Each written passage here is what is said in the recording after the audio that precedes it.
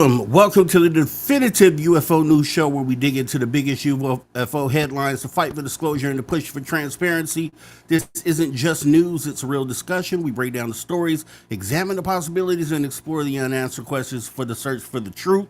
No political spin, no biased narrative, just the facts, the analysis, and yes, the conversations that move the needle. I'm your host, Mr. Rob G. It is time to dig in. So we go ahead and take a look out in the crowd and make sure everybody is here. I do see you guys out there. Let me make sure I check with you and make sure audio and video is doing good. Give me a thumbs up if audio and video is good. Kitty Catty Whack, thanks for coming on in. Also, we got Miss Catherine Jones. Appreciate you showing up. Frankie B in the building. Thanks for showing up as well. Kurt M, thanks for coming on in. And give me thumbs up if we are looking okay. Thumbs up. Good, good.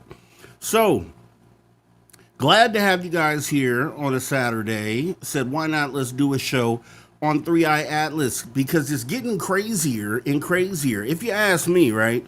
Same thing we talked about with the Peru mummies, right? A lot of people wrote it off in the beginning, just like 3i Atlas. Oh, it's a comet. That's all we're used to seeing coming in is asteroids, comets, explainable things, right?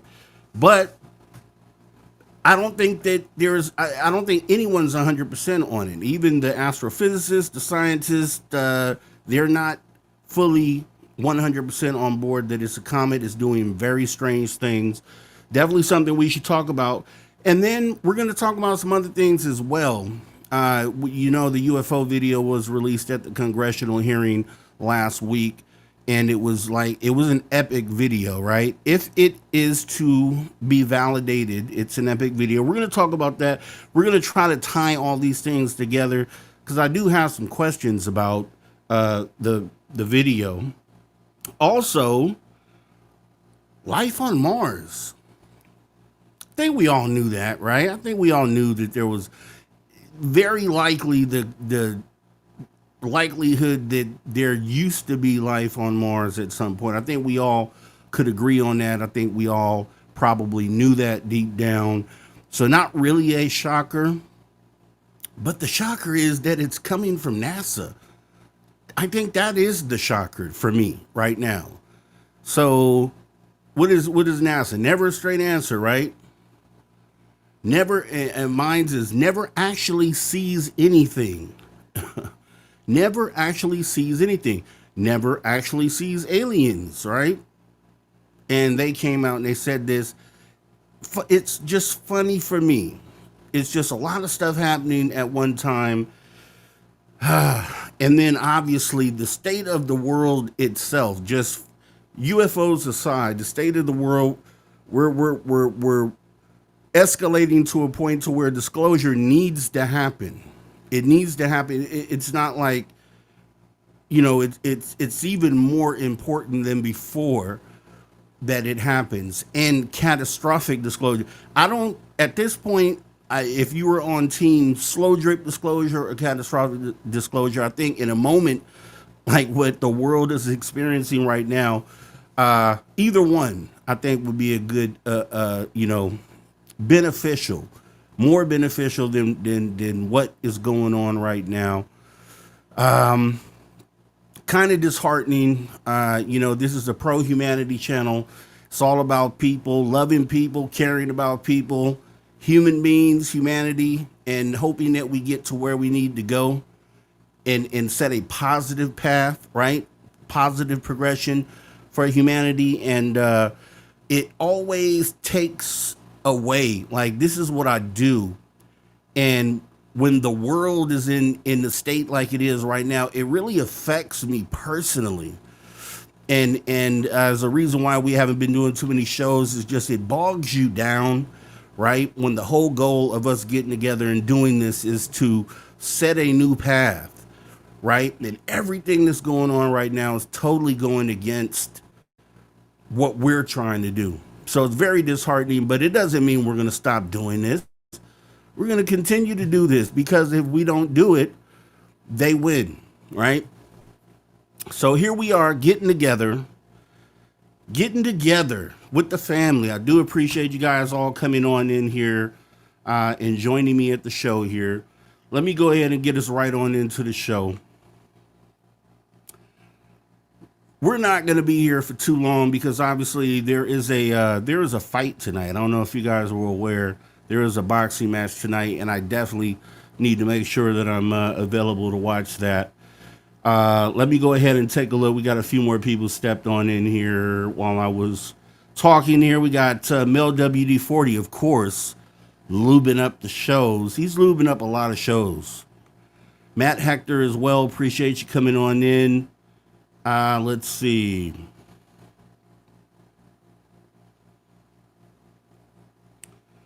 Deb from Sacramento. That's right. Divide and conquer. That's their plan. Woosah, woosah, woosah. Relax, relate, release. Relax, relate, release. Right? That's how I'm feeling right now. Thanks for coming on in, Deb from Sacramento. And you are absolutely correct. You are absolutely correct. But we're not going to let it get us down. We're going to do what we need to do. We're going to come together. I feel it. I know we are. It's coming. We're all going to get together. We're all going to come together. And I think, hopefully, we're being set up for disclosure. Hopefully, people in those positions holding secrets understand that the world that we are about to implode, and that's no good for them, right? So disclosure is technically no good for them, but also the world imploding for other reasons also isn't good for them. So hopefully you get someone that's in a position that has the ability to make things happen and goes ahead and pulls the trigger on disclosure. It's emergency, break the glass, right? In case of emergency, break glass. That's where we're at right now. So, the definitive UFO news show with me, your host, Mr. Rob G. 3-Eye Atlas, comet, asteroid, or not. I'm still on board with it being a comet. But I keep watching these geophysicists, astrophysicists, they still aren't sure. They haven't given it 100%, right? As wild as they talked about Avi Loeb when he came out and gave it a small percentage of it being something other than, you still haven't had someone step to the plate and 100% say, no, this is something natural, it's a comet or an asteroid. You still haven't had that yet. And that is kind of piquing my interest, right? Because they're saying, hey, it's not playing by the rules. It's not playing by any of the rules that have been established by comets or asteroids that have come before. It is breaking all the rules. So I'm going to kind of update the statement that we made on this. Said it could be small percentage, some alien tech coming from somewhere else, or as far as what they're saying, it could be something that we just that we have never seen before. Something still natural, but just something that we haven't seen before, right? So we're going to go ahead and get into that in a little bit more. We have the phone number, obviously, 856-843-3444. This is 856 the DIGG. Once again, you're outside the United States, it's 001-856-843-3444 or 001-856 the DIGG. Go ahead and lock that in your phone ASAP.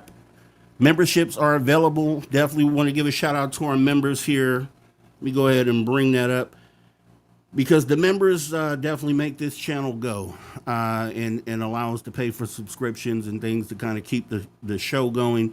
Maggie M10, Leanne Bridges, D. Nunley, The Beekeeper, Polly Rodderman, Miss Catherine Jones, Deb from Sacramento, Wes W. Decker, and Joanne, Emperor Penguin, Frankie B., Amy, Laura Dominguez, Moody Mongol, Mel WD40, President Zaddy, Lulu Bell, Richard Minnick, Archon Jackpot, Matt Hector, Eternity Eternal, Thirsty, Deb D, Twiggy, Poncho Zork, and T-Bone. And it's all love, and I do appreciate all of you for your support of what we do here.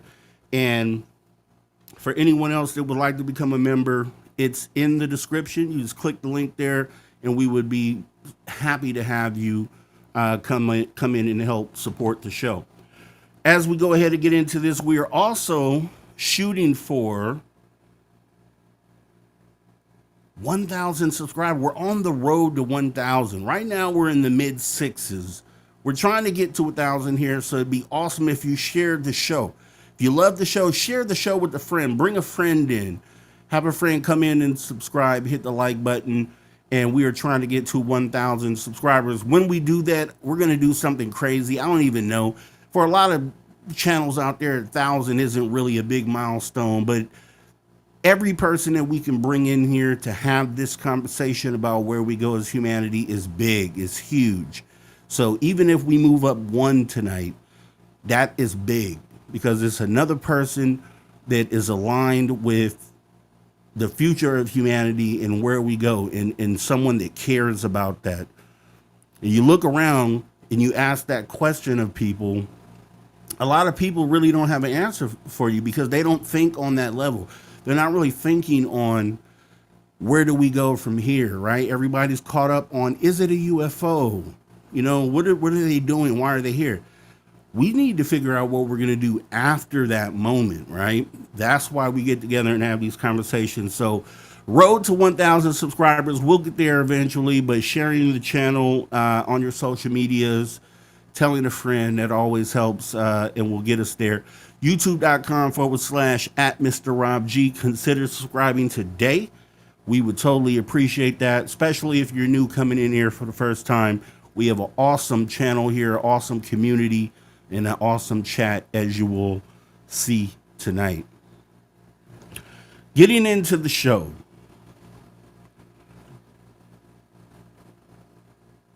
Three-Eye Atlas is not a comet, question mark, right? Because as I said before, I'm always doing research. I'm looking in for these things, and I'm watching all these different scientists address this, and no one is still 100% sure on what's going on or what we're dealing with. So I think the one thing that they do agree on is coming in, if it is natural, it is something we've never seen before. So it could be just something that isn't native to this solar system, so it's just different, right? A lot of things about it are different.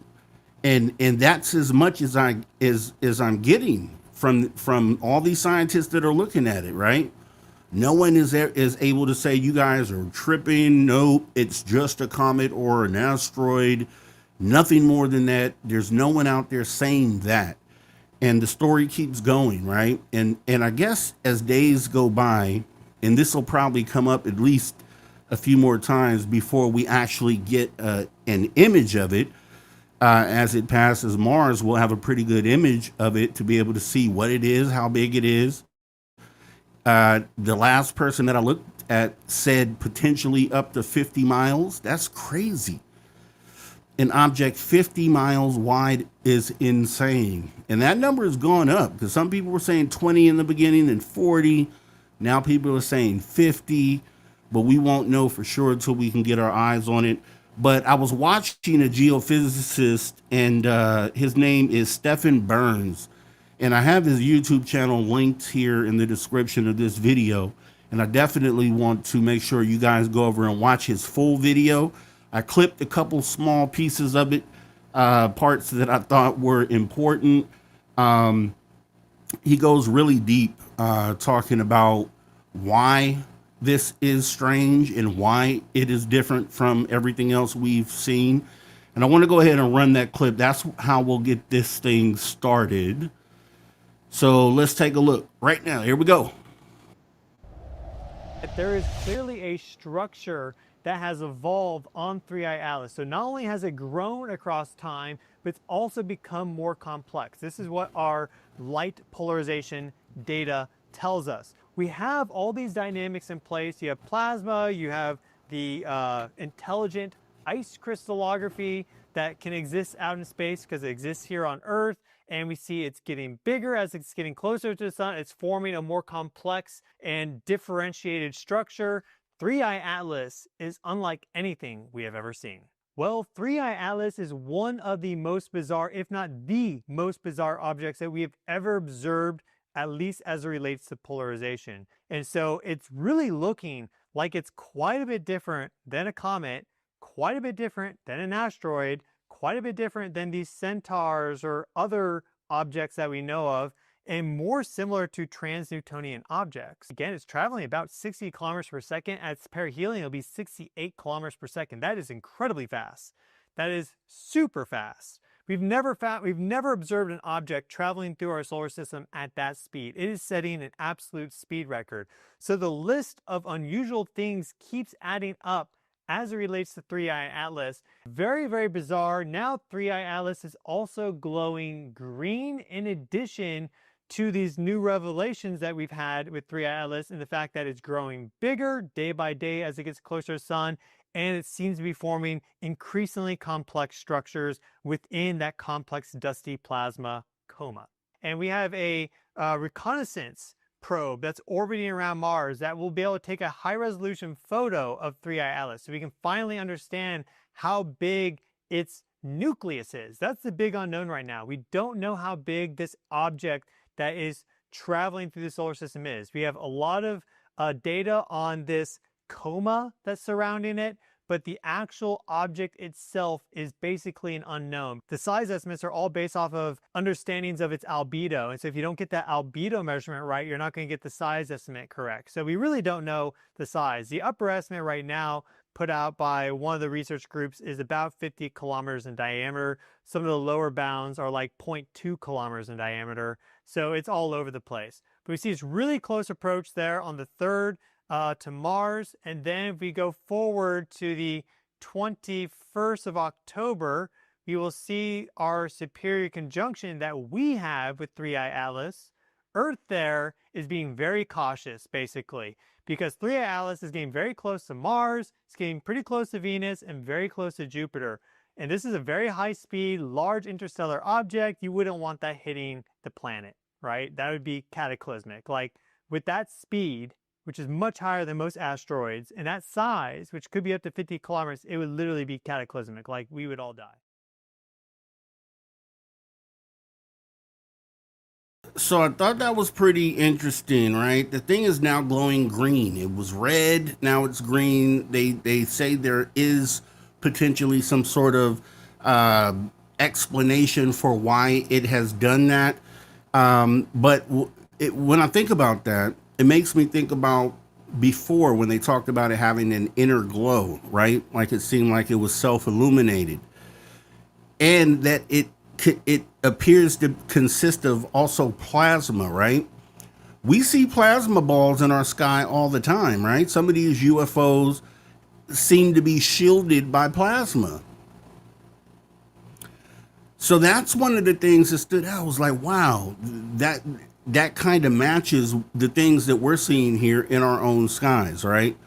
Is there a connection or relation to those two things, right? If they're saying this object, which might simply be a comet or an asteroid coming on in, you know, it's has self-illumination, and that just reminds me a lot of some of the things, the orbs and things that we see in the sky here now. Self-illuminated, made up or surrounded by plasma, usually surrounding some sort of physical object on the inside, right?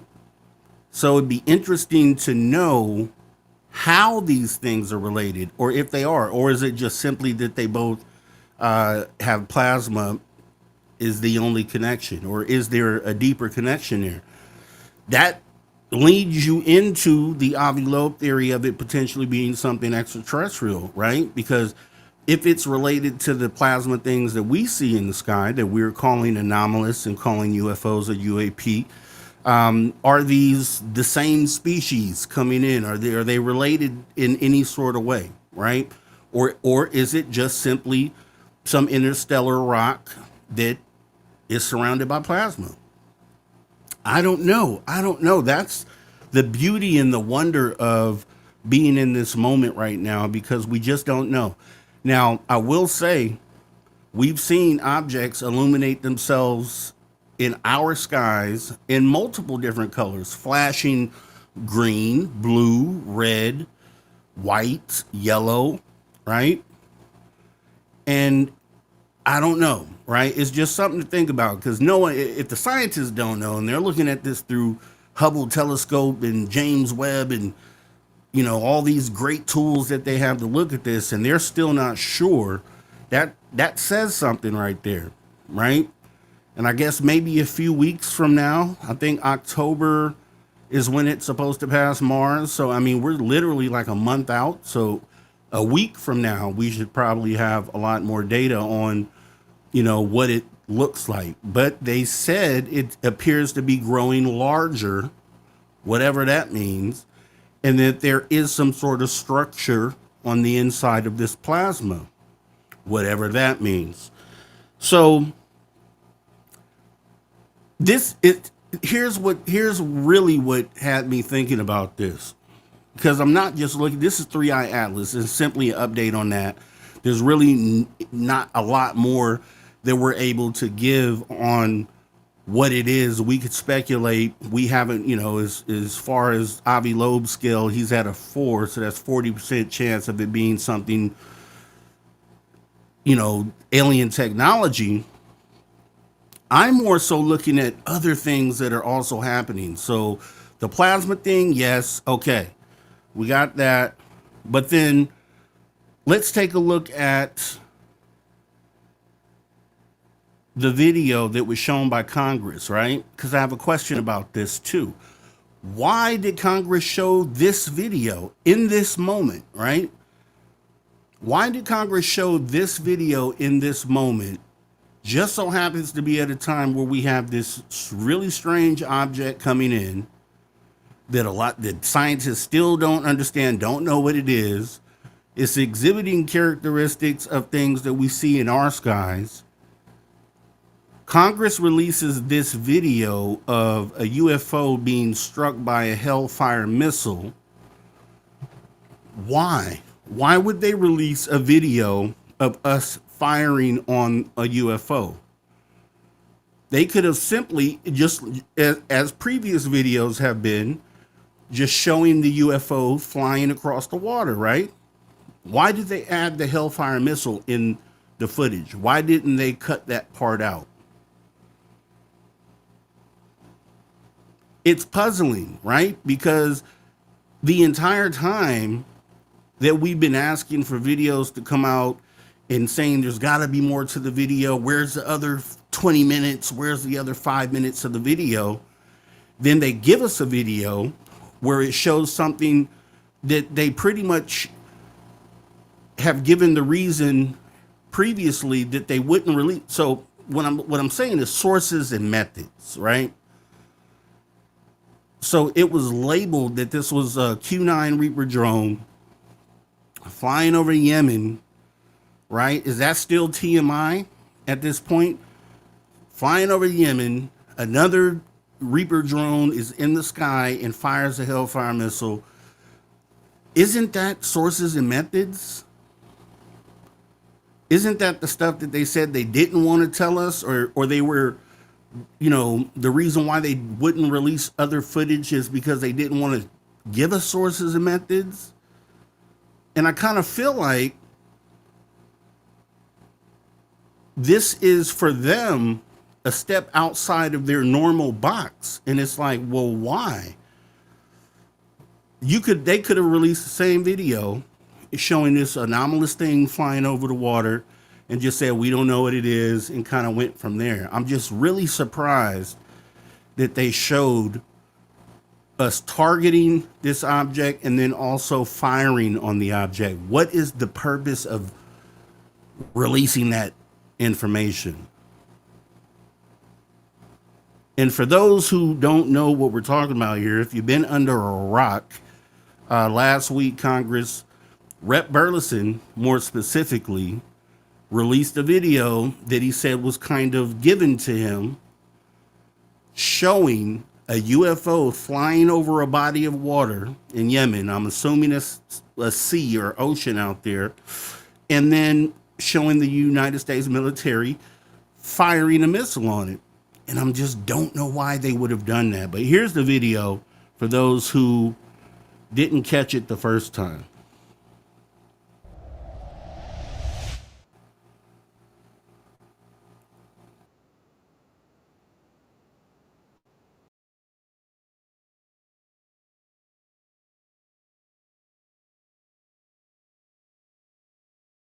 Takes such great courage to come forward, and we acknowledge that, and I hope that you see that we are taking that seriously. And so very thankful for what you're doing today. I'm also very thankful for previous witnesses that have come forward.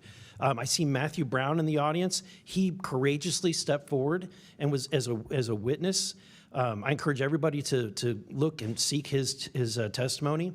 I want to thank the people that came in our first hearing: Ryan Graves, David Grush, David Fravor. And in our second hearing, Admiral Gallaudet, Lou Elizondo, and Mr. Gold. And the many others that have come forward. We hear you, and it's time that we, enough is enough. It's time that we take action. Look, I'm not jumped to the conclusion that I believe that there are, aliens coming from another planet. But I'm open to that. And I think that it's our responsibility, especially when we're seeing that we have a government that is actively blocking information from us. Just last night, I tried to get an amendment onto the National Defense Authorization Act that fit in the germaneness of that bill to have UAP disclosure. And conveniently, it was named non-germane, mostly deemed by staff, not even an elected official. This is the kind of stuff that we repeatedly see. Last year, we were blocked by someone in House administration from being able to receive a full briefing from Arrow. So not an elected official, but someone in staff blocked us. And I've had it. Enough is enough. I want to cue up a video that I've been given. And as before it starts, I'm going to describe. This was taken October 30th of 2024.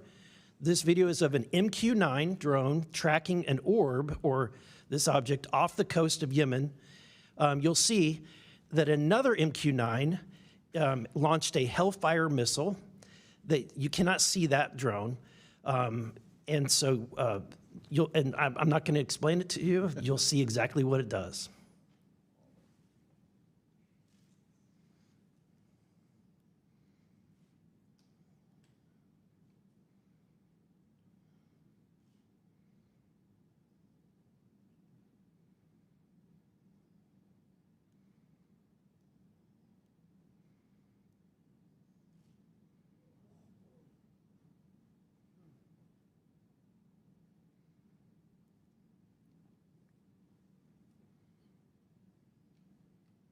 This is when it zoomed out, so you can still see it traveling.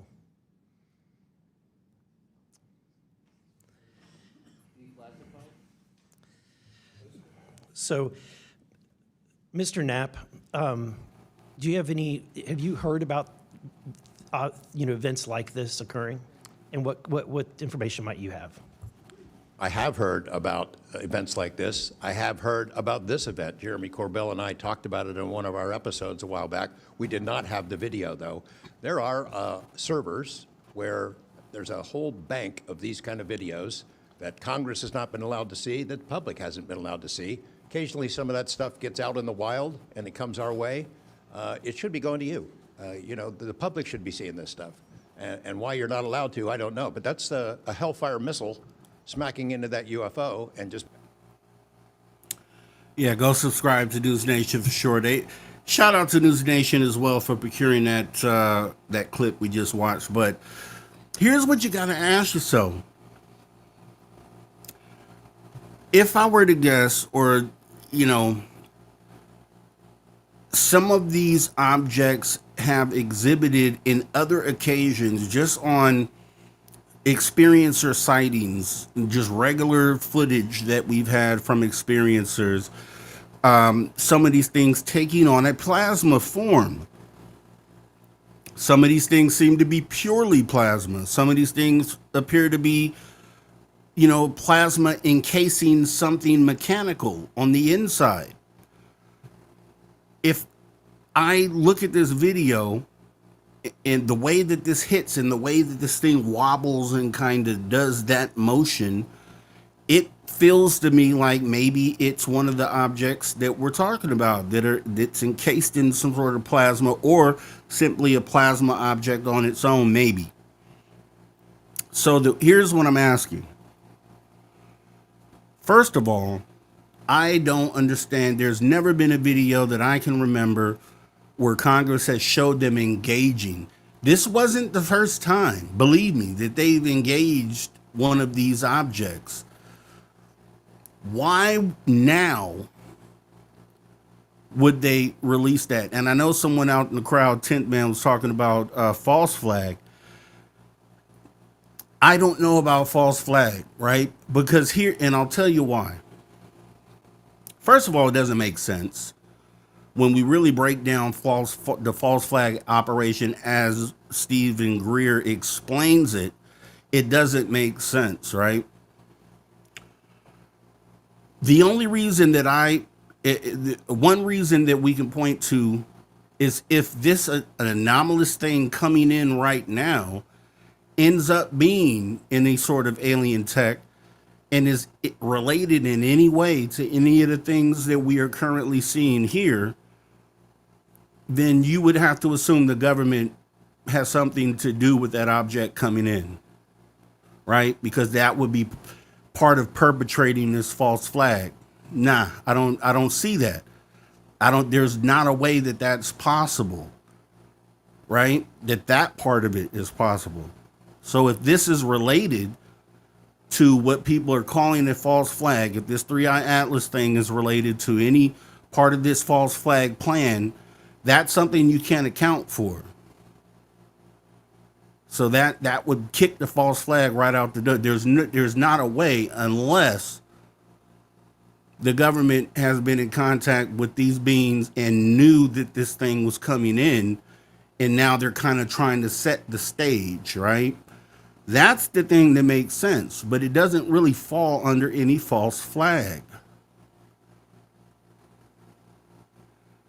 So here's what I'm seeing, and this is just a thought. This isn't what it is. This is just a thought. They know what these things are. They've been dealing with them. They've been engaging with them behind the scenes, probably for 80 years now, since Roswell. Roswell could even potentially be a part of this whole thing, right? Could have been ongoing since then.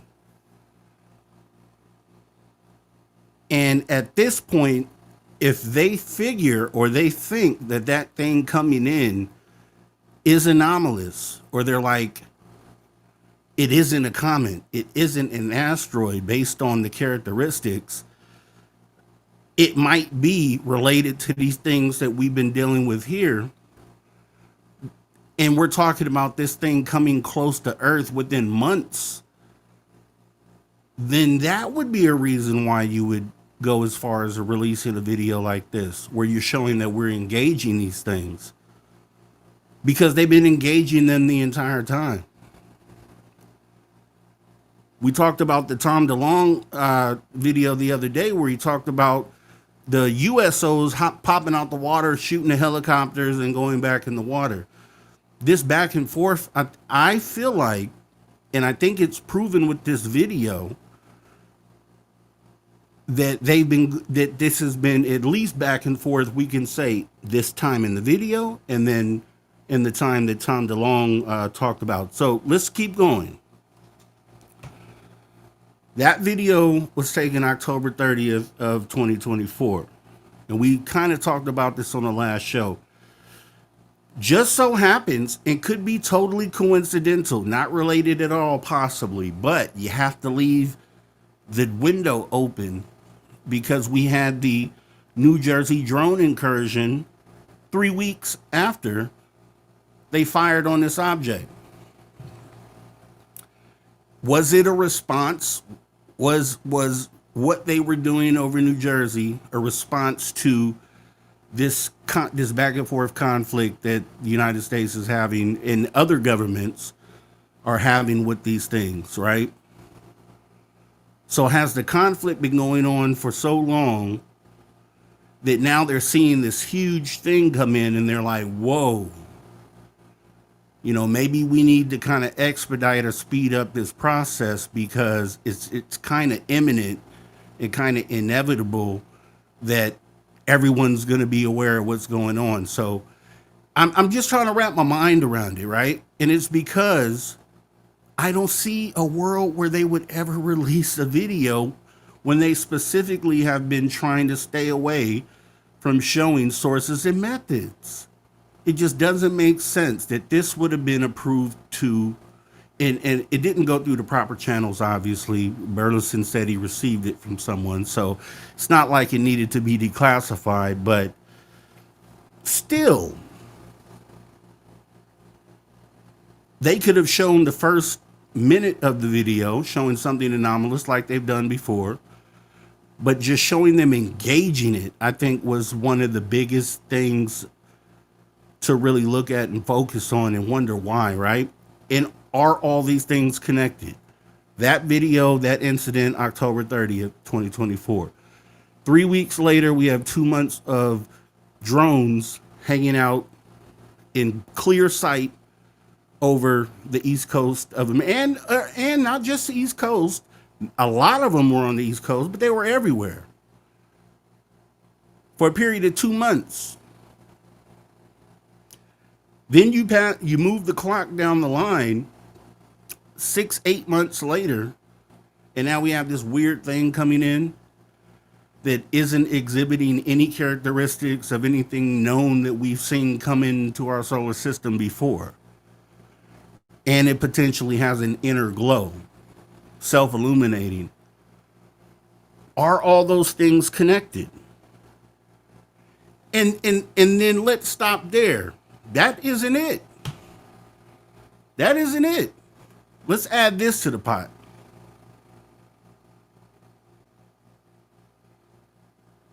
NASA comes out and talks about validating life on Mars, ancient life on Mars, like they just came to that conclusion. I'm sure they've been fully aware, just based on things that they've seen on Mars, that there's been potentially life there, that there likely was for sure life there. But to come out in this moment now, NASA, who never says anything, NASA, who stays away from the conversation, NASA, who says we never had or never seen any proof of anything out there, all of a sudden in this same time frame, NASA also steps out, holds a press conference saying that they basically verified and validated ancient life on Mars. Those are two things historically that has never happened, where NASA is telling us what we already know and what they should have known from observations from the first rover that landed on Mars, but they never went as far as stepping to the plate to say what they've said. And then also the government releasing a UFO video when they've never shown that we've actually engaged these things. It's usually coming from a perspective of, oh, our cameras caught this weird thing and we, just followed it. We weren't sure what it was and we still don't know what it is. But to fire on it means that you know more than you're leading into. And it's to also say that it wouldn't have been the first time that you've done it. So all these things happening in a small, weird window of time. And then this also takes me back to the Ross Coulthard statement where he talks about talking to people in the government and in the programs that relayed to him that we were on borrowed time. So If you take all those different things and you put them together, is there a chance that none of those things are related?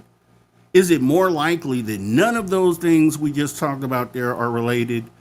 Or is it more likely that at least some of the things have to be related? Just let me know where you fall in that. What makes more sense? I'm not saying either way. I'm asking you.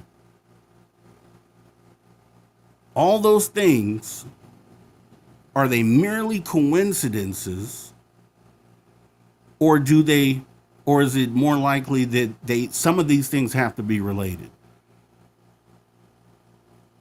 Then if you look at how the government's handled the New Jersey drone situation, where they didn't want to say anything, they were like, we don't really know. Both administrations, like, we don't know. Is it that they actually did know? Is it that they actually did know? And that this is all connected?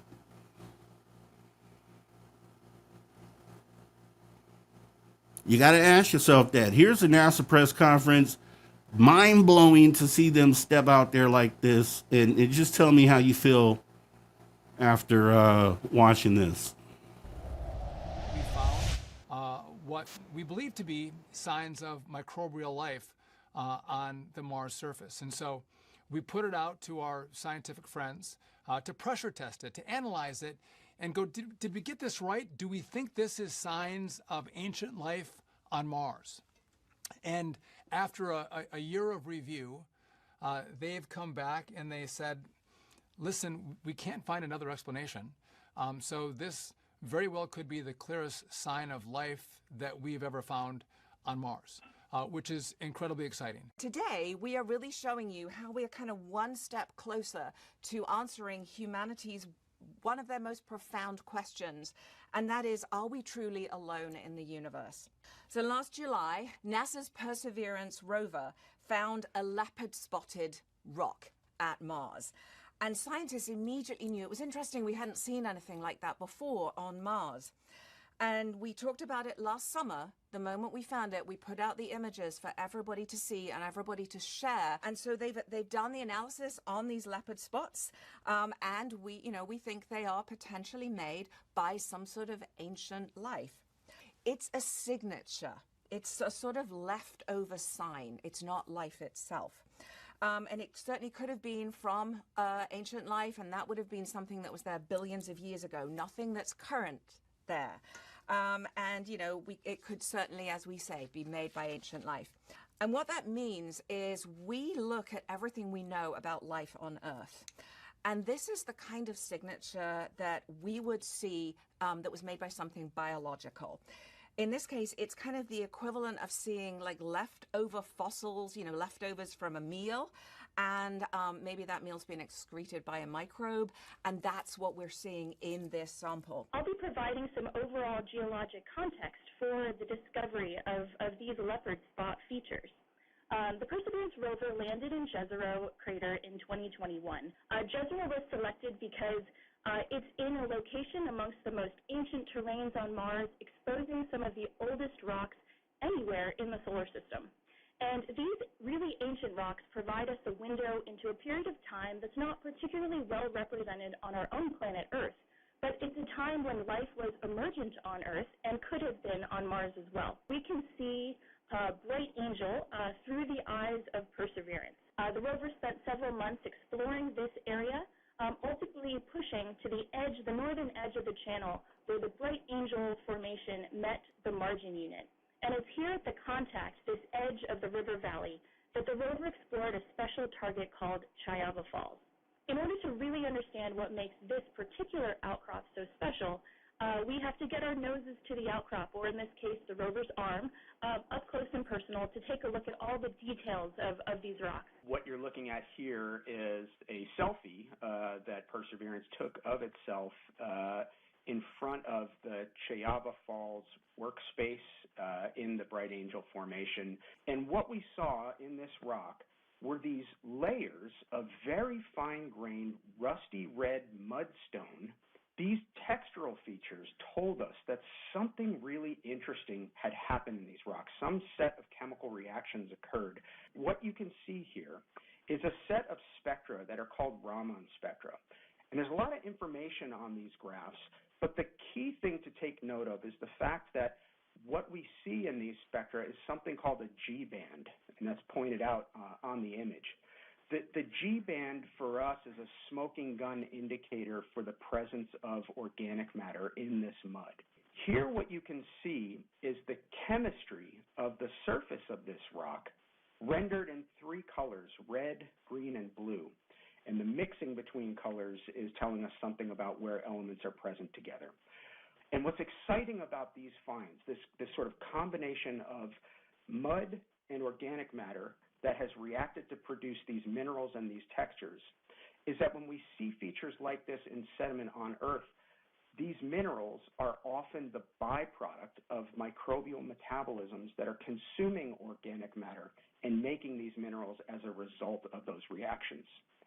So what we need to do from here is to continue to do additional research in laboratory settings here on Earth, and ultimately bring the sample that we collected from this rock back home to Earth so that we can make the final determination for what process actually gave rise to these fantastic textures.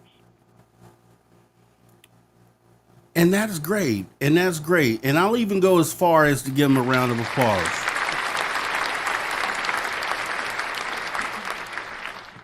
But you got to know that they didn't just come to this conclusion. They've had to know this for some time. And it's just for them to come out and essentially validate it. The whole plan initially was to have the Mars rovers take samples, which they've done, and they were working on a way to get them back here to Earth, which they said would be done by like 2030, somewhere in that range. And so it appears that the clock has been sped up for whatever reason. It appears that they're jumping that gun, like plan A, which is waiting for the samples and then validating the samples directly from Mars, to just saying, okay, we're just going to go out here and say, essentially 100% there was life there, basically based on what it is that we see and what we've observed. But they've observed a lot of characteristics that happen here on Earth for years. A lot of things that we say, oh yeah, rounded rocks, there was water there. Oh, okay, water means that likely there was life there. So we've been there, but for them to come out and officially say, hey, we're doing a press conference, we're going to come out here in this moment and say to the world that there was life on Mars at some point. Doesn't mean it's there today, but there was at some point. And it's just strange that they're coming out right now. And if you look at these things by themselves, maybe not such a big deal, right? Each individual thing we just talked about so far, if you just look at the one thing, it's just okay. But if you look at the totality, you look at everything, starting with that UFO video from October, we're talking about less than a calendar year, less than 12 months. That event happens. New Jersey drones happen. Governments act like they don't have no clue what's going on, even though they know they engaged the UFO 4 months earlier and shot a Hellfire missile. They knew that they engaged the UFO. That wasn't a secret to them. They knew that video was out there. They had to give the order to fire on the thing. So they knew that happened. So New Jersey drones happened 3 weeks afterwards. They're like, we have no clue what these things are. Do you think they're related to the thing you shot at 3 weeks ago? Right? Then NASA, the king of not saying anything, steps out and validates life on Mars?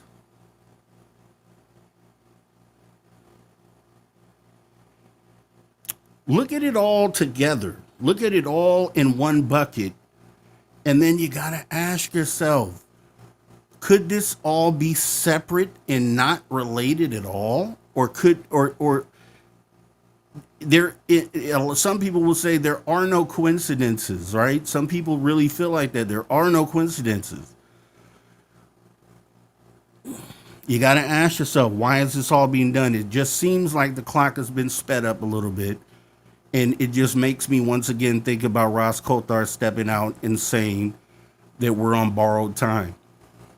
He never elaborated on what that meant, but he made it a point to say it based on people he was talking to. So you got to ask yourself, the question has to be asked. The question has to be asked. So we knew Mars was there. If you ask me, we probably came from there, or there.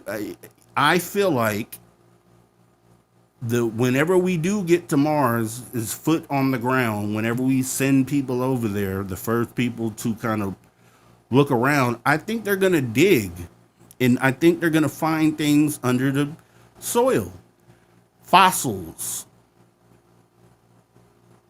bones. And I feel like the things that they find are going to look like things you find right here on Earth. I don't know it to be true. That's just one thing I've always felt, since they started talking about going to Mars years and years ago. So is 3i Atlas related to the reason why they're stepping out doing this right now? Is there something imminent that is on the horizon that they have thought about and kind of mapped out and feel like, okay, we need to step out there and kind of, hey, let's put the video out there showing that we actually have engaged these things, and that, so that there is potentially the narrative that these things might not be friendly, or that we had to take a measure to attempt to stop one of these things for whatever reason. Like I said, we don't know what happened before that video, like what led up to them shooting it. Did they shoot at us first, and then this was a retaliatory sort of situation, and that's why we fired on it? And then what happened after that? Did we engage it first, and then it did something to us afterwards, right? There's the question there, because that would matter in this whole conversation that we're having. If it engaged us first, then that means that there's a conflict, an active conflict as recent as 11 months ago. So I was looking at the shape, right? And once again, it seems like one of those mechanical, like physical craft, maybe surrounded by some sort of plasma, which once again lines up with the plasma they're seeing on this 3i Atlas, which could still at the end of the day be something natural, and is just something we haven't seen before, and it'll be like a wow moment for us, right? This took me back to looking at some of the shapes, and this is just some of the close-ups of the markings they were talking about in the press conference. Some of the leopard prints, poppy seed prints, whatever. There's a lot of different things, right? The rounded rocks in other places on Mars. There's a lot of things that pointed to there being life there at some point in time. It's just puzzling that they're actually stepping on the stage to say it. This is a close-up of the same object, or the same markings. And I looked at the Skywatcher. So which category would that object that we just saw on the military film fall in? Blob? Could it be the blob category, the class 3? Or could it be the egg, class 9? And as I was saying, back when the egg video came out with Barber, there's a reason why, like when you think about the Jake Barber video, and people laughing at it because it looks like just an egg, like, oh, it's just an egg. They just did. There's no reason to fake a video and make your UFO the shape of an egg. Like if you're going to fake a video, you're going to make it look like what people think UFOs look like. You're going to make it look like a saucer or some sort of mechanical thing that's weird. You're not going to make it look like an egg, right?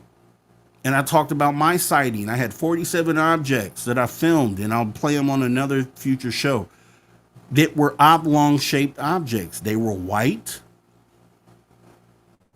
and I have videos of them all over the world, thousands of them. So leads me to believe that those are common shapes, that is a common shape. And is this one of those objects potentially that we fired on, right? Is this what Jake that was seen in the Jake Barber video? Is it one of these? Is that what we fired on? Did we fire on one of these?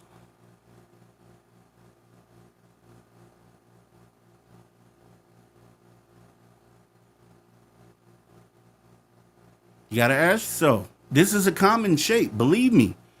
Like, I'll do a show specifically based around the most common shapes. That's what we'll do, because I'll show you that this shape right here is commonly seen all around the world. And there's a video. If you look in my archive here, there's a video I've already done about a year ago, and it's a video that shows about literally 100, no, I'd say probably 200-300 of these things in the sky, floating across the sky in Mexico. They call them, I learned this from a friend, David Altman. He said they call them flotillas,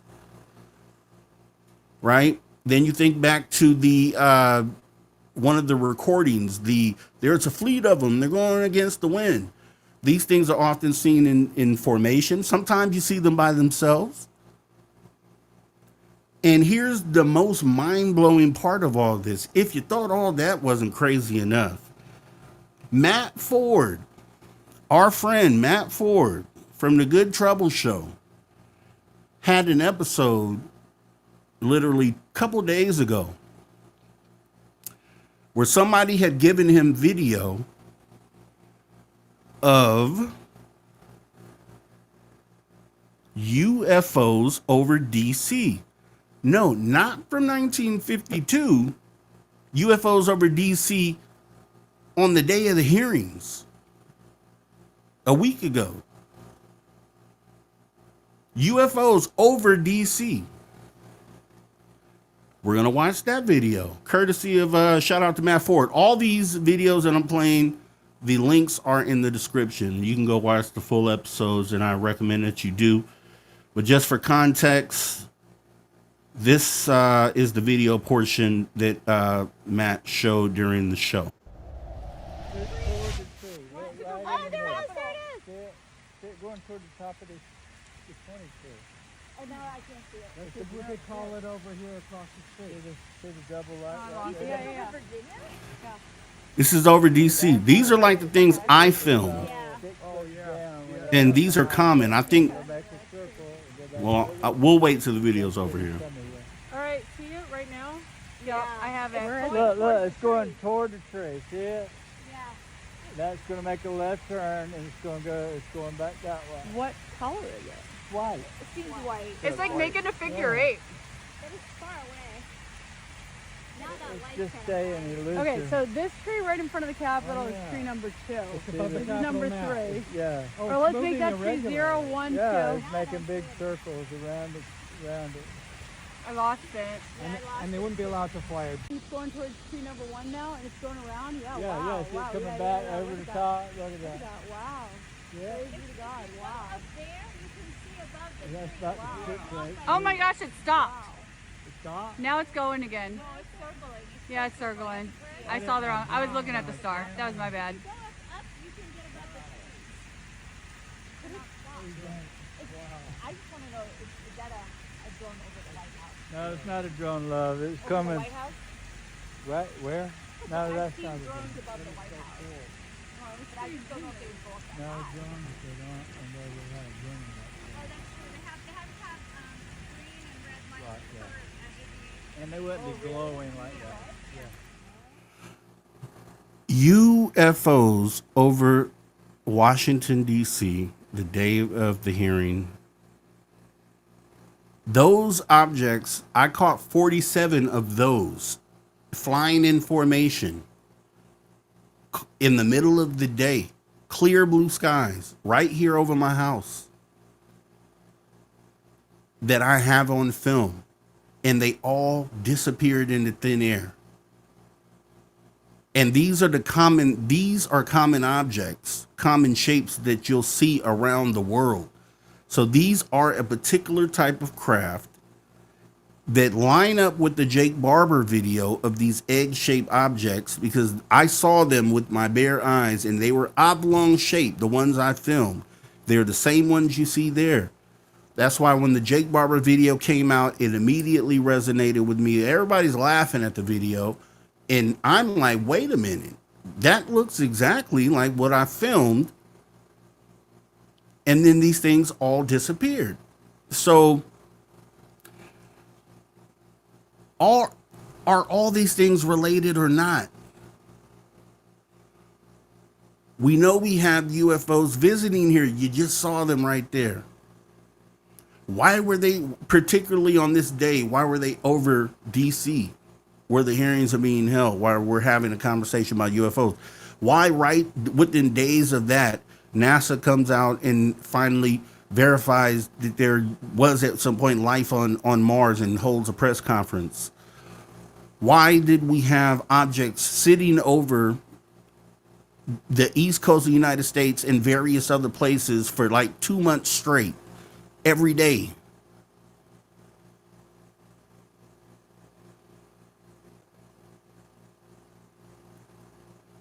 Just knowing that, the stuff that's happened right here, that makes you have to think about what this object is coming from interstellar space. And especially because they can't really line it up with anything that they've seen before. So what do they know? Are they anticipating this to be 60-40, maybe something that is alien technology? Why does it seem like the clock is being sped up?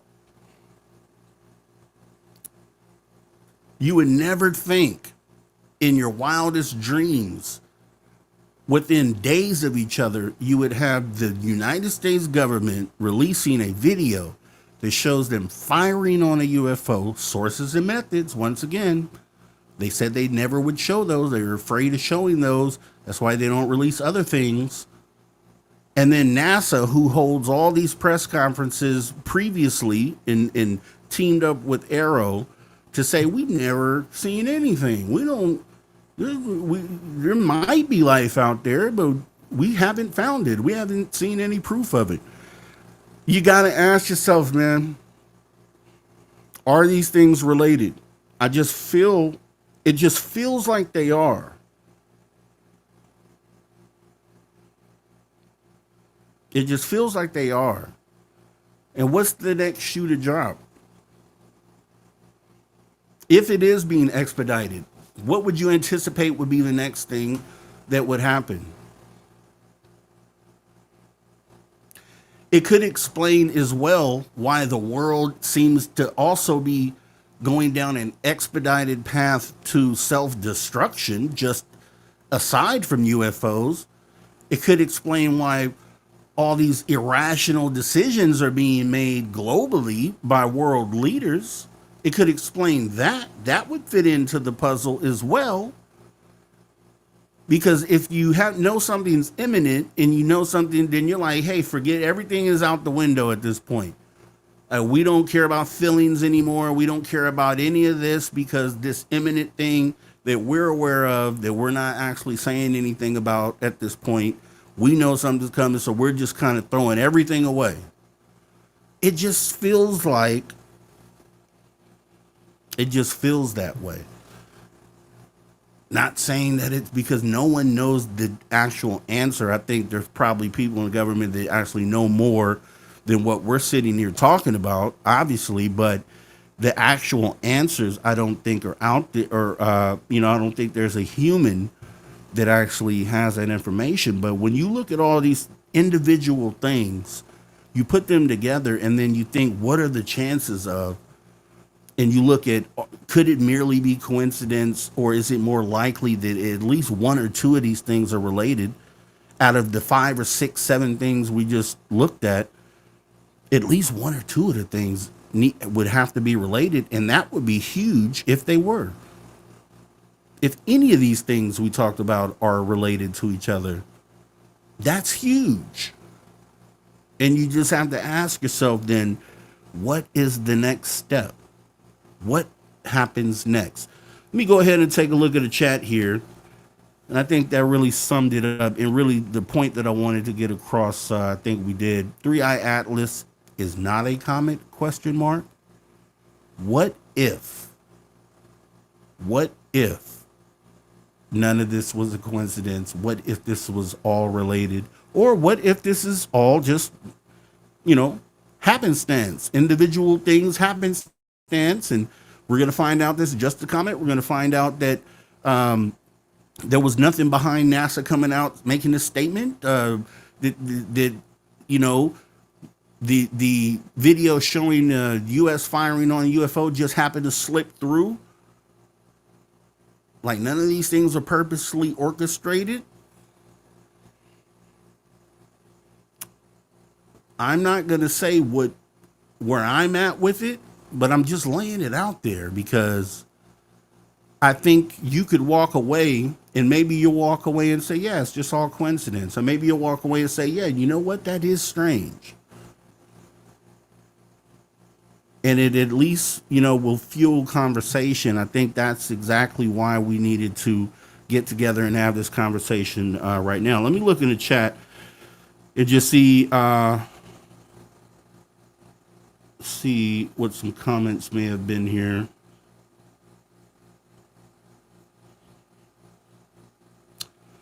No, I'm going back a little bit, so okay.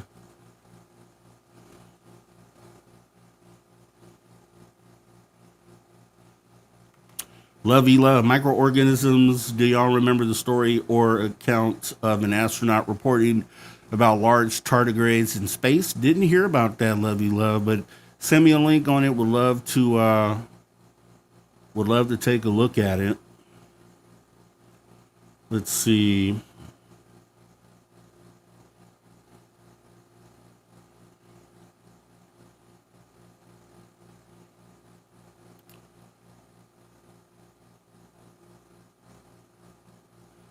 Lovey Love again. Who in the military is the highest ranking official involved in firing of the Hellfire? Right. I mean, once again, they knew that happened. And so when the New Jersey drones are just parked over New Jersey for 2 months and everybody's afraid and worried about what's going on and they're acting like, oh, don't worry about it. You knew that you engaged the UFO only 3 weeks prior and probably 3 weeks before that and so on and so forth, going who knows how far back, right?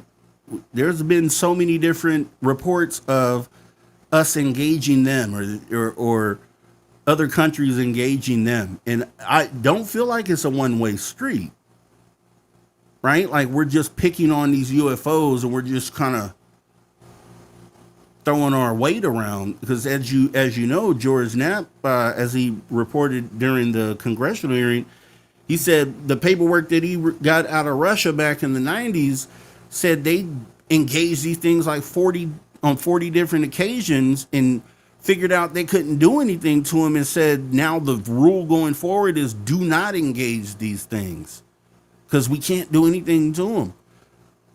That was in the 90s. So 30 years later, we're still firing on these things. And why? Why are we doing that? Why?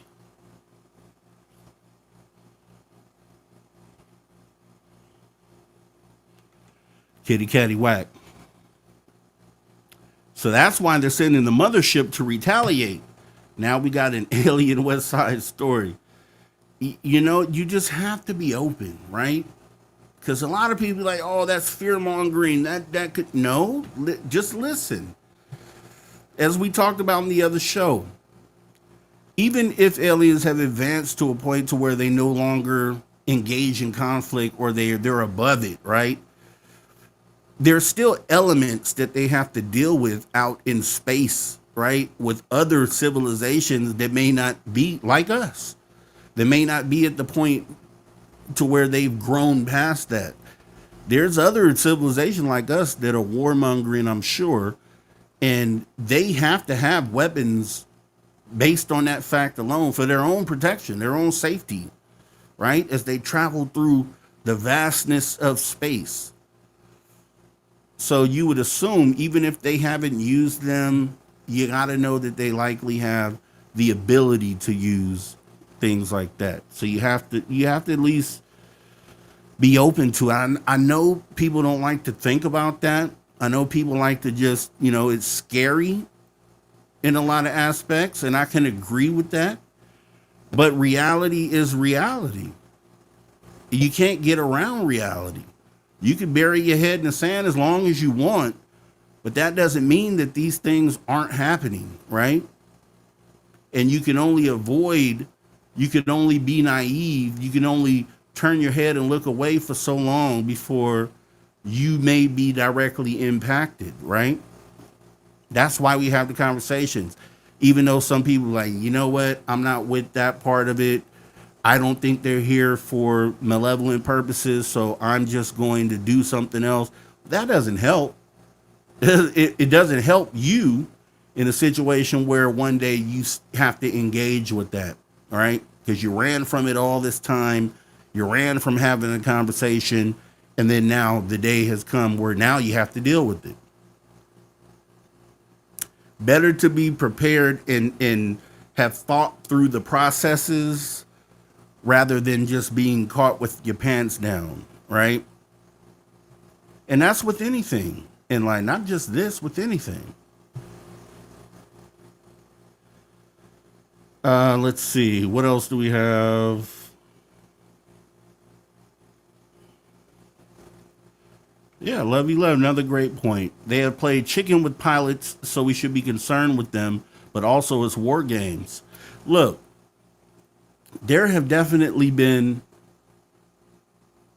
times where that have been reported on, and I want to say it was Jeremy Corbell talked about one of these things, one of these UFOs vaporizing a jet with the pilot in it. Disappeared, vaporized, gone completely. That's the story, right? That's the story. Let's see.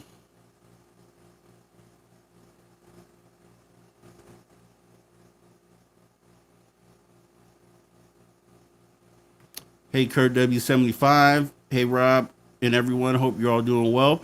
We're doing good. Hope you're doing well as well. As we have another tough conversation about what might be, right?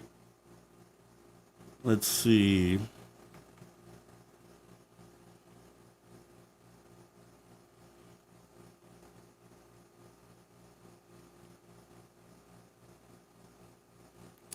Woo Riders DG. Rob, have you seen the guy who got a meteorite, then it started growing a life form?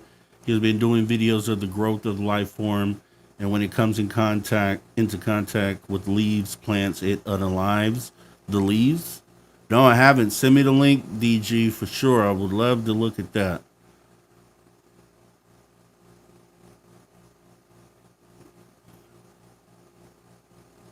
Let's see. Says the guy is now sending it off to get the life form tested. Yeah, I would love to know more about that.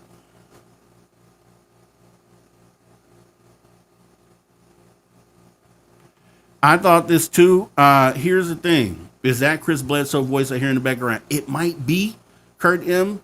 Matt Ford stated during the show that there were some individuals that gave him the video. And so I have the link for his video in the description. You guys should all go watch it after this show. But he said that he actually has a picture of the individuals, but all their faces are blurred out. because it said they didn't want to be, that there are people that are in positions that should know, what these things are, is as far as he would say. He wouldn't say who they were. He had their faces blurred out. And I think he was alluding to like maybe they'll come out in a little bit here, but they didn't initially want to be tied directly to that film. Could be though. Could be Chris Bledsoe. And if it is, then maybe this is the validation of CE5. If it is Chris Bledsoe, I don't know that it is. I think it may have been alluded to, maybe, but he didn't say for sure who it was connected to.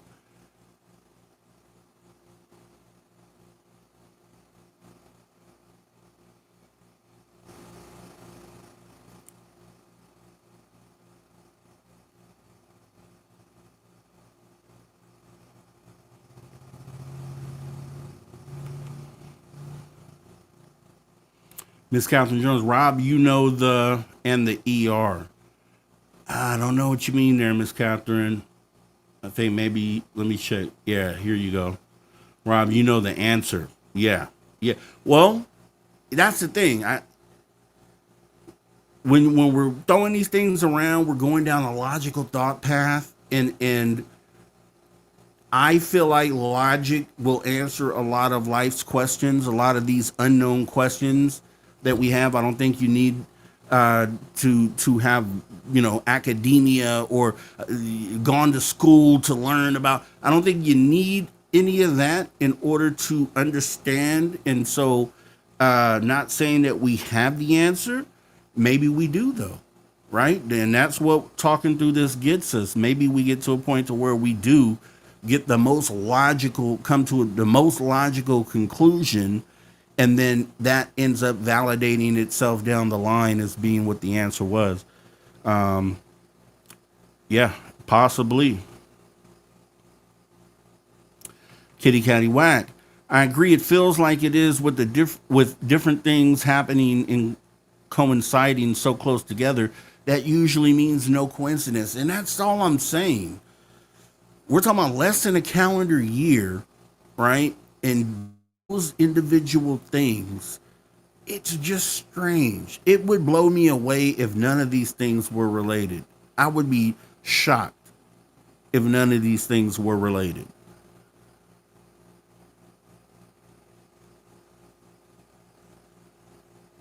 But then it shows you the power of segregation.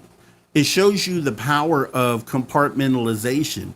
It shows you the power of and this is how a lot of us live life, because we are distracted by so many different things that, okay, you get this story. Then you go on and you go watch the latest episode of this or that and do your normal life thing. Then you get this other story. And it's just sporadically done to where you don't you don't look further into it. But then when you put them all together and you get all that noise out of the way, and you put all these different events together, then you start to kind of formulate something that kind of makes sense, right? And that's all we're doing here, right? Is trying to make things make sense, right? Let's see. Richard Minnick, it's a build-up for open contact. I gotta say, Richard, it feels that way. It's just what it feels like. Right? We could all be wrong on this. I'm open to being wrong, I'm open to being absolutely wrong. I would be shocked if, though, going down a logical, open-minded thought path, that we'd run into these things and they would all be wrong. I don't know. I believe in logic and common sense enough to, walk away from it and say we've given the best that we could give to the questions that we ask about that particular thing. Kurt W75, like Bluebeam project. Let's see, I think the next stage will be take a side, friend or foe, and they're most likely pushing foe, and then war and money and profit. I mean, here's the thing.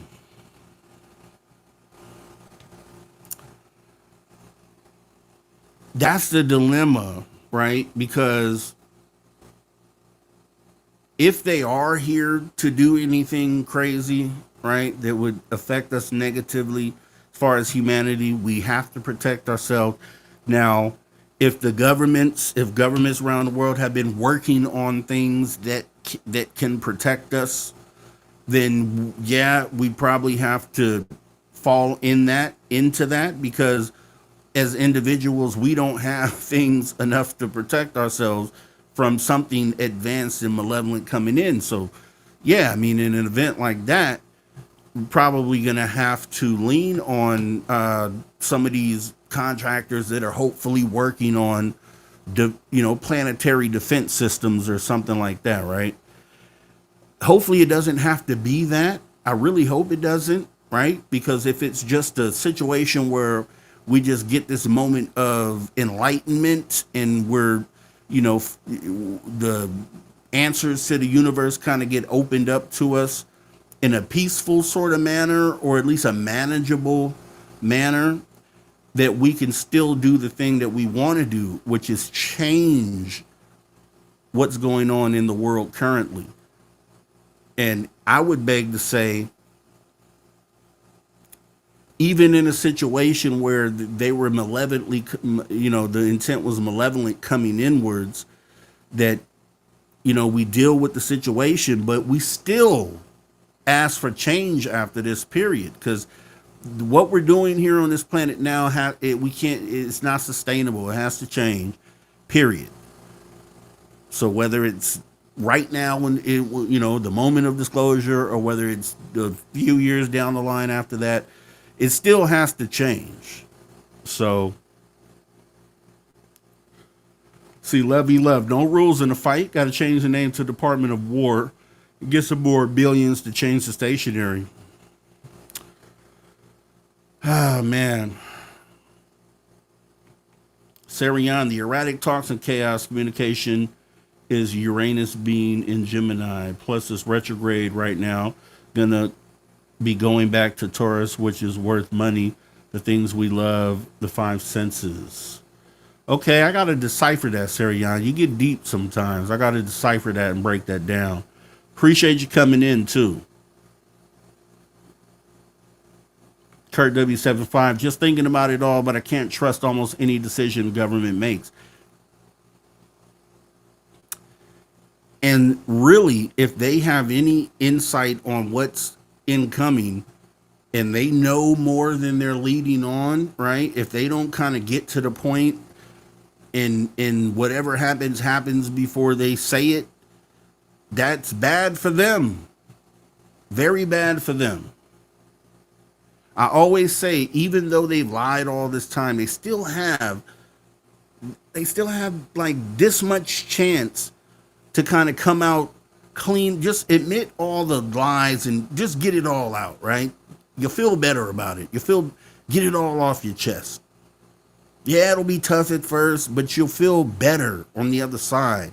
And then maybe you can be leaders, working for a different purpose instead of what you're currently doing, right? Once you get all that bad juju off of you, all that bad energy, right? I don't know. It's a thought. Doubt it, but it's a thought. Sarah Yan, look at the astrology and it'll explain a lot on what's going on. I got to do that. I know some people do that. I haven't really got into that part. I'll take you up on that, Sarah Yan, for sure.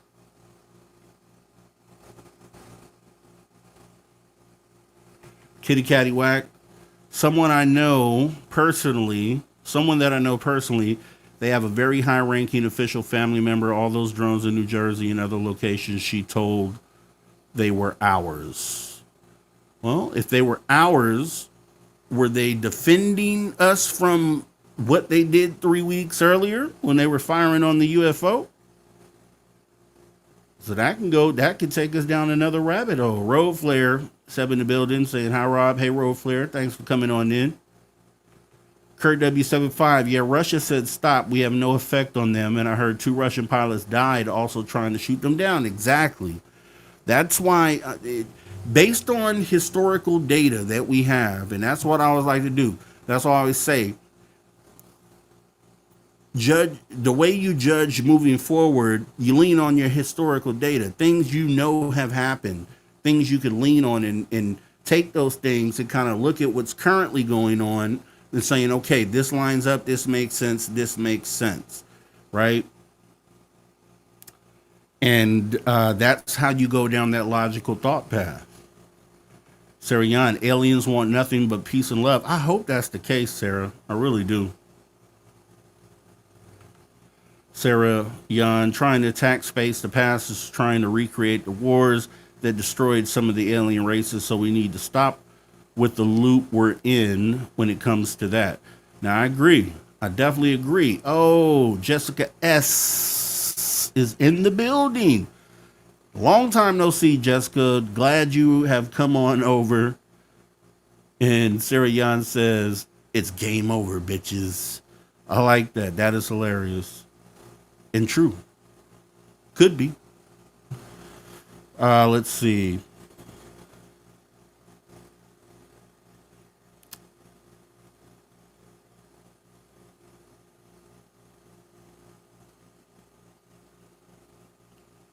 You see my logic. Let me see.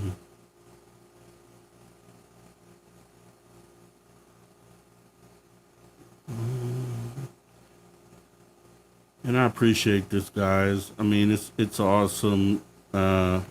Miss Catherine, yes, I do. Yes, I do have some of the answers. Maybe I do, and I just don't know. I just don't know.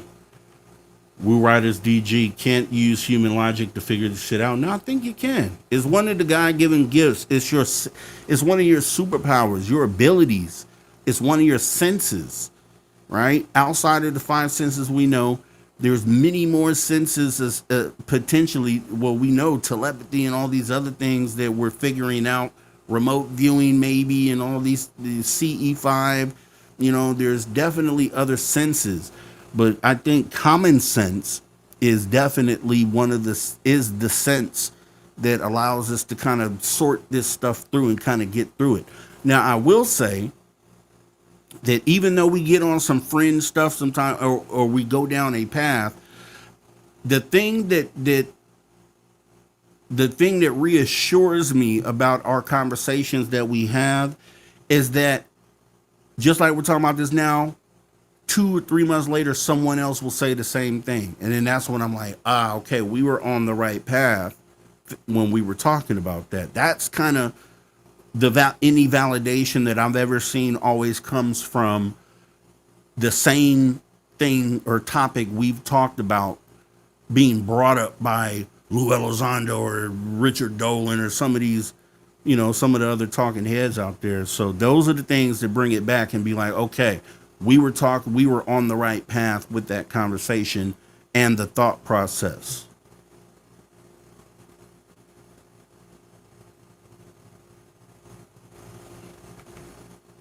Sarah Yan, look within and exercise the heart brain instead of trying to be all logic. This is where you'll drive yourself crazy, using the logical side of your brain instead of using the emotional brain with it.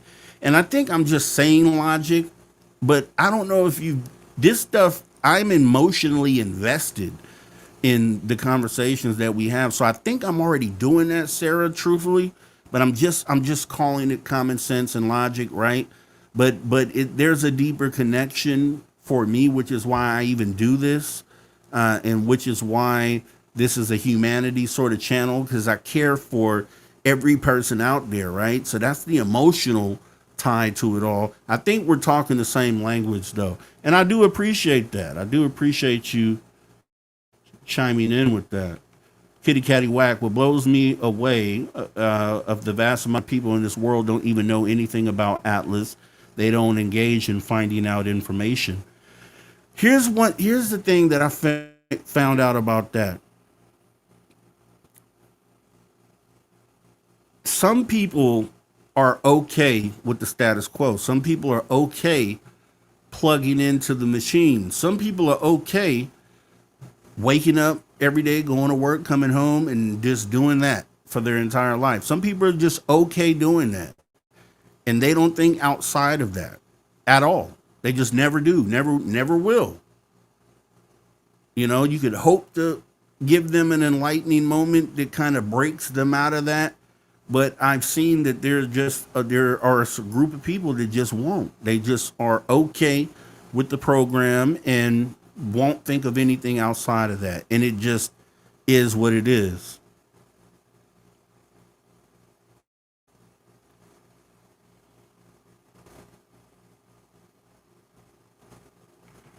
Kurt W75, I agree, Rob. Thanks for the answer, but I just hope the scale doesn't get tilted to the greedy side and fall back in the same traps and have no truth pulled to surface.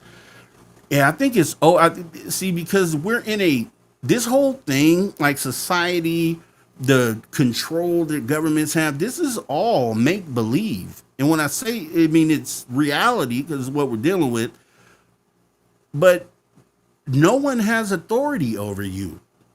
You are your own, like the only your creator is the one that has authority over you. There is no man or woman walking on this planet besides your mother and your father, if you want to give them that.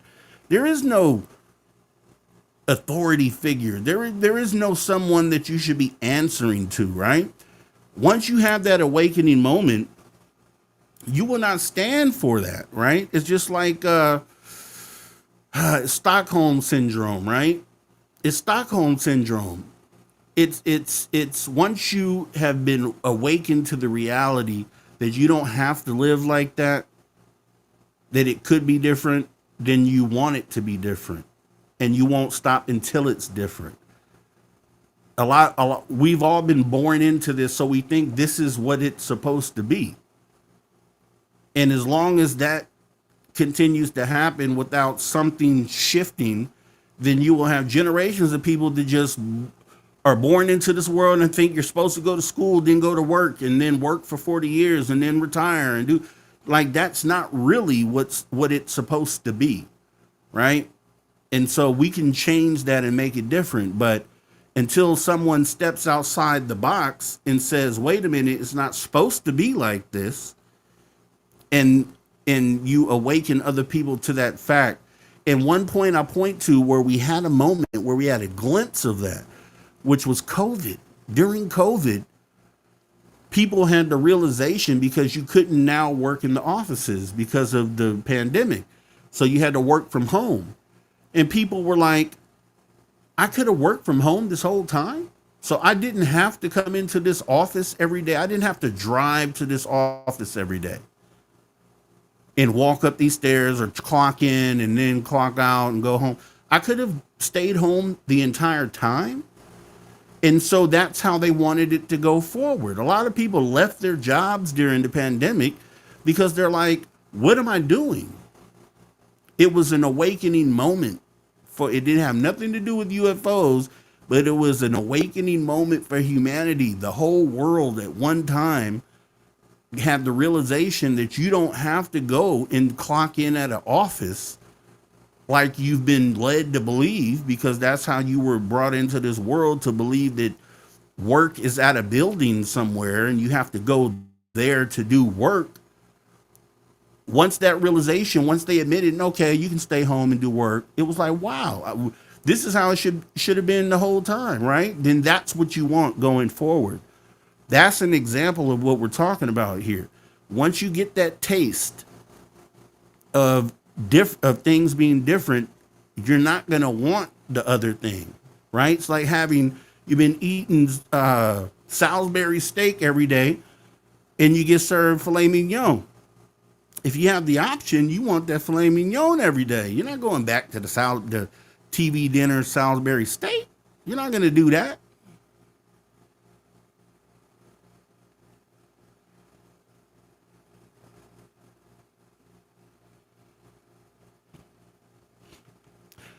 Love you, love. Even though they lied to us every time before, we're going to give them one more chance. All right, okay, Rob. Yeah, I know. It sounds crazy. But there are pluses to having a system. But it has to be different. And that's also part of the conversations that we have to have. So when we're sitting down trying to figure out what happens after disclosure, that's one of the conversations that we have to have. Okay, do we need a hierarchy structure? Do we need that? And if we do, it needs to be done in a way where there isn't authority over other people, where it's just like, okay, we have a group of people that do this. No one has authority over the next person, sort of situation. So it just has to be rethunk, if that's even a word.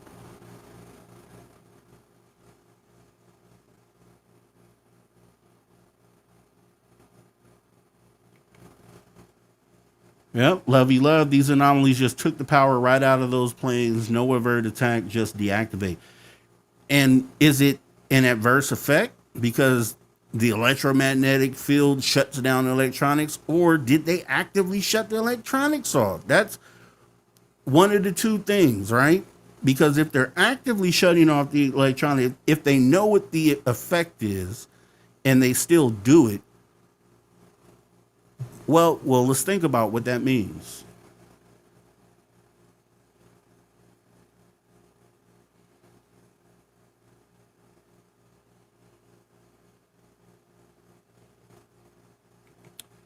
Sarian, Leo King talks a lot about history stuff and astrology, so check him out. He's not a fluff astrologer. We'll definitely do. I'm looking at a lot of astrologers and geophysicists right now for sure. Sarian, thanks for showing me love, Rob. Appreciate the talk. No problem. I'm glad to have you come in and have the conversation. You always get people thinking, that's for sure. Miss Catherine Jones, since 2021, I stocked up on dry food, water, alcohol, and ammo. And here's the thing about that. That's a good idea for sure. I always tell this story. 10 years ago, whenever Doomsday Preppers was a big thing on TV, I used to watch the show because it was interesting, right? But I would always, they would always start the show off and say, these people are prepping in preparation for the collapse of the economy, or different reasons while they were prepping. I used to be like, that'll never happen, because I hadn't really been awoken to the, what is possible. And so I would look at those shows and I'd be like, nah, that's crazy. That'll never happen. Not in your lifetime, will never happen. And then here we go, pandemic, and the world breaks down over toilet paper, right? And it's like, oh, maybe you should be prepping, because this thing that you think is so solid, this society, this machine, is very fragile and can break down within days, like we saw it happen, right? So, yeah, at this point, I'm on the boat with you, Miss Catherine. I have these ham radios now. I have a couple handheld ham radios, because you might as well have them. You might as well prepared than not be prepared, just period. Once again, with anything in life.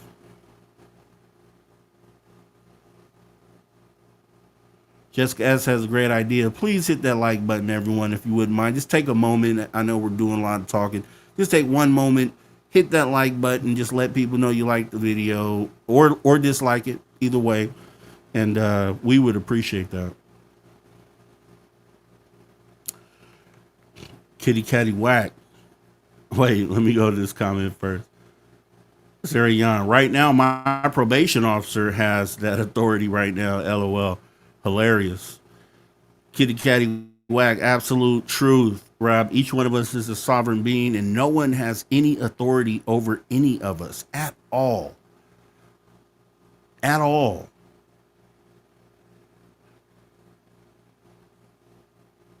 Kitty Catty Whack again. So many don't realize the absolute power that we do hold. The governments do. And that's why they keep us separated. That's why anytime any movement brings us together, it's cause for concern. Because they're like, oh no, are they waking up?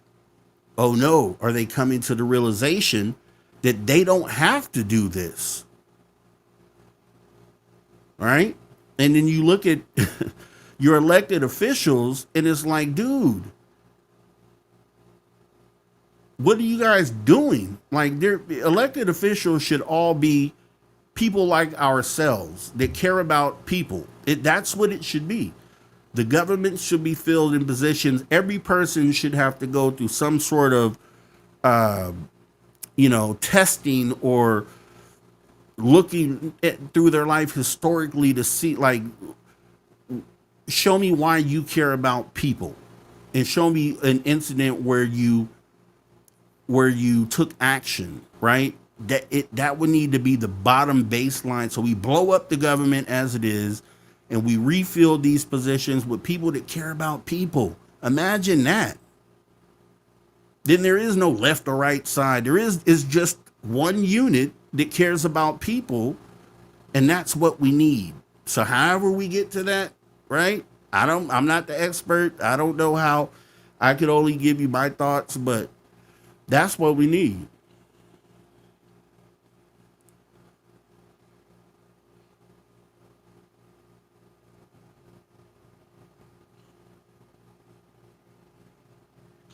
All right, let me see. Are you guys talking, Lovey Love? Are you guys talking in code, or how did y'all get to Salisbury steak and gravy talks? Flat 6 MLWD40. Let's see. Kitty Catty Whack, don't wait for something as a catastrophe, disaster, emergencies can happen in the slightest to the most extreme. Always be prepared. My ex is in the Air Force, so I kind of was programmed to be ready. It's just smart. You don't know what the future brings. You just have to prepare for anything, right? Isn't that would you teach your kids going out to life? You got to prepare for both. You can't just think everything's pie in the sky out there. You got to prepare for the not so good things as well, and be aware that those things are out there. It's the basic thing that we all know about life, period, right? Yep, lovey love. Representation of the people by the people, period. That's what it was supposed to be. But you look at what's going on right now, and you see that it's not that at all. At all.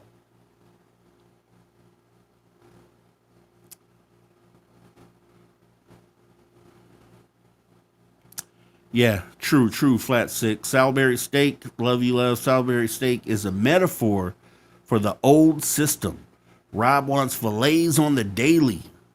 Yeah, I'm good with Salisbury as long as I can eat it when and where I want. And that kind of, yeah, I mean, I do have an affinity for Salisbury steak too.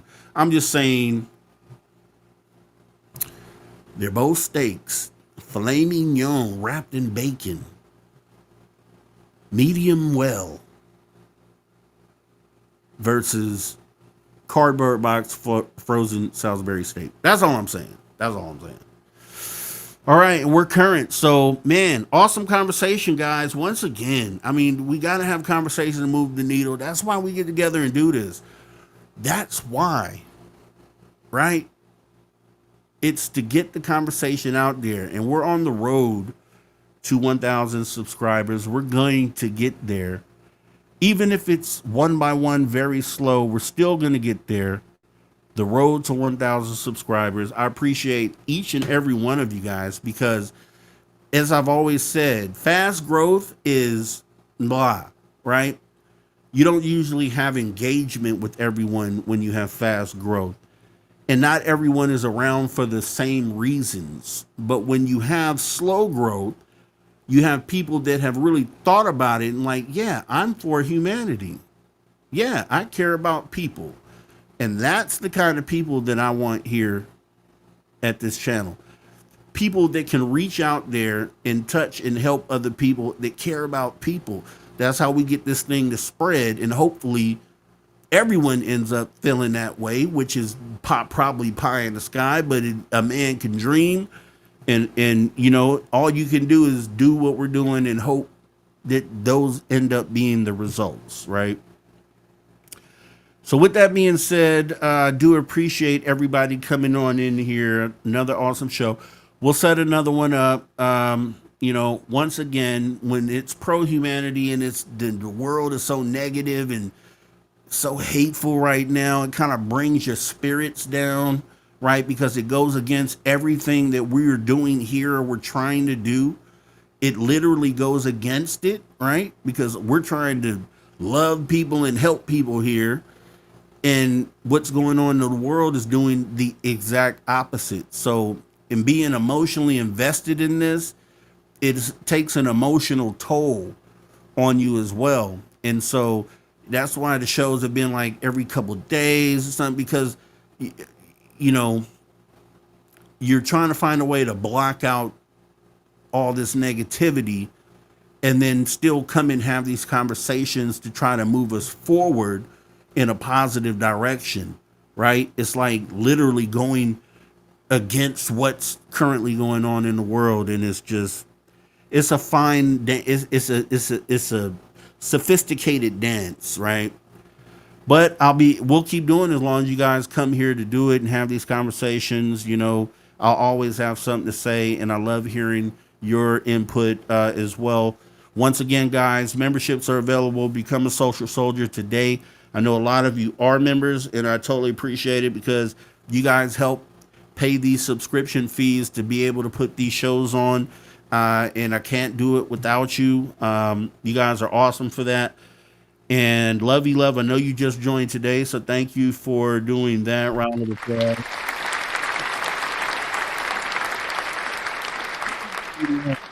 Leanne Bridges, D. Nunley, The Beekeeper, Polly Rodham, Miss Catherine Jones, Deb from Sacramento, Wes W. Decker, Ann Joanne, Emperor Penguin, Frankie B., Amy, Laura Dominguez, Moody Mungle, Mel WD40, President Zaddy, Lulu Bell, Richard Minnick, Archon Jackpot, Matt Hector, Eternity Eternal, Thirsty, Deb D, Twiggy, Poncho Zork, and T-Bone.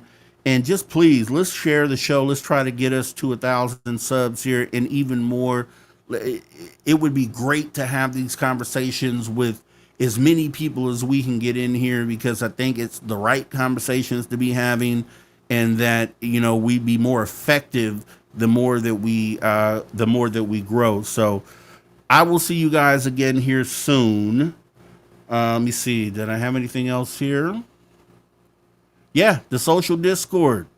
I have not been on there lately because I've been dealing with so much other stuff, but we do have a Discord channel open. Shout out to Lil Cam 51 for putting me up on that, and you know, we got that thing started. So it's a 24-hour chat for this channel. If you've never been on Discord before, if you're new to Discord, download the app to your phone, go into the App Store, download Discord. It's going to have you set up an account, and then take this link that you see right here on the screen, the discord.gg/PZR. Type that in as you see it, and it will bring you to the channel. Or if you go into the community tab on this channel, there should be a posting for the Discord, and you click the link there, and it should take you right in to join the Discord. You can jump in and talk anytime you want with other individuals that are members here from the channel or viewers. I'm in there as well, and we're trying to get that to grow, because we're going to do different things with the Discord. I'm planning on doing like movie nights and things like that for the members, where we get together in Discord and actually watch a movie. We'll pick a movie, you know, vote on a movie, and spend some time together, hang out, and do some fun stuff like that, plus other things that I'm trying to think up as well. So we'll love to see you there. We'll love to see you back here as well. For any of the lurkers out there, we'd love to have you back, right? So please consider hitting that subscribe button. Also hit the like, and also take your phone, put the phone number in. This is the number to the Social Dig. You can call this 24 hours a day.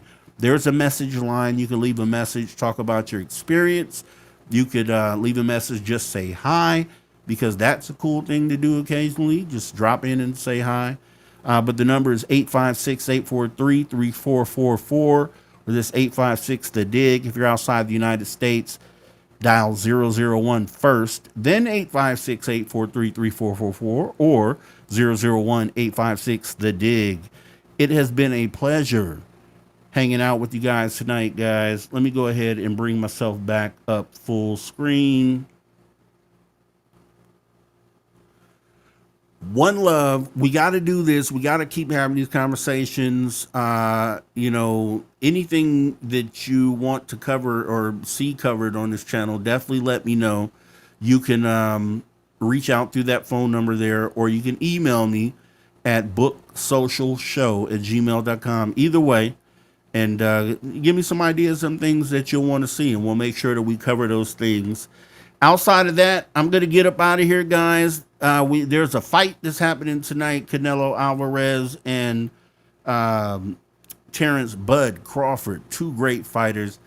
I'm fans of both. I can't pick a winner, so I'm going to say this fight ends in a draw.